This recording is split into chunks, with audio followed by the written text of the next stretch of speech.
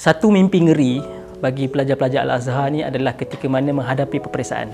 Saya Abdul Rahman Raji, pelajar Mesir, lepasan Azhar pada tahun 2015. Tapi saya dan juga keluarga stay menetap di Mesir sehingga tahun 2019. Banyak perkara kat sana kita tak biasa. Orang Melayu ni kita tak biasa sangat dengan kehidupan orang Arab. Dia ada dia punya tabiat dia. Jadi bila kita hidup kat situ, memang negara Mesir ni negara yang agak susah. Masyarakat dia miskin. Ramai penduduk dia, lebih kurang hampir 100 juta penduduk dia. Jadi bila kita hidup kat situ, memang antara cabaran besarnya adalah pelajar nak mendaftar diri sebagai seorang pelajar kat sana. And salah satu timing ataupun waktu yang mencabar diri sebagai seorang pelajar Al-Azhar ni adalah ketika mana nak daftar ketika awal tahun. Kita nak dapatkan pengesahan diri kita sebagai pelajar untuk tahun tu, untuk semester tersebut. Kita kena beratur mungkin daripada awal subuh ataupun sebelum subuh, and sehingga mungkin kita tak dapat pun untuk kita buat urusan tu pada hari tu, tapi kita kena dihalau pergi buat pada hari yang seterusnya.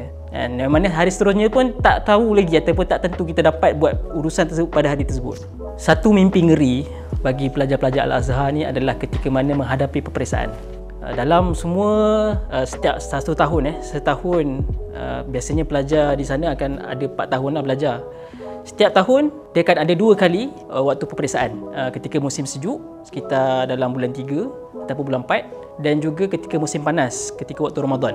Jadi 2 waktu ni adalah 2 waktu yang semua pelajar Mesir, pelajar Malaysia kita di Mesir akan betul-betul seolah-olah macam akan mengalami satu suasana yang mengerikan lah. Sebab 2 tarikh ni ataupun 2 waktu ni menentukan segala-gala hidup dia dekat Mesir. Memang banyak orang yang bila lalu peperiksaan dekat Azhar ni, dia sentiasa bila dia rasa dia dah buat yang terbaik, dia dah belajar dan dia dah jawab seperti mana yang sepatutnya dalam buku, tapi keputusan selalunya berbeza daripada apa yang kita jangka. Jadi benda-benda tu menyebabkan pembelajaran di Mesir ni dia akan sentiasa kita tak boleh nak jangka.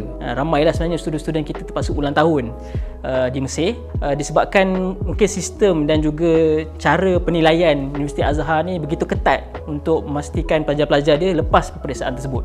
Kira kalau kita pergi ke tempat pejabat-pejabat itu macam kita pergi time travel lah. Maksudnya macam pergi pada zaman dulu punya kawasan yang mana pejabat-pejabat ataupun urusan-urusan Al-Azhar ni dia tak guna komputer-komputer, dia tak guna apa-apa teknologi-teknologi yang kebanyakan orang guna sekarang kan. Kalau kita pergi situ nak daftarkan diri pun, sejak daripada tahun pertama kita pergi situ, kita daftar, kita tulis atas surat, kita tulis atas dokumen, kita hantar kepada dia, dia kasih dalam fail.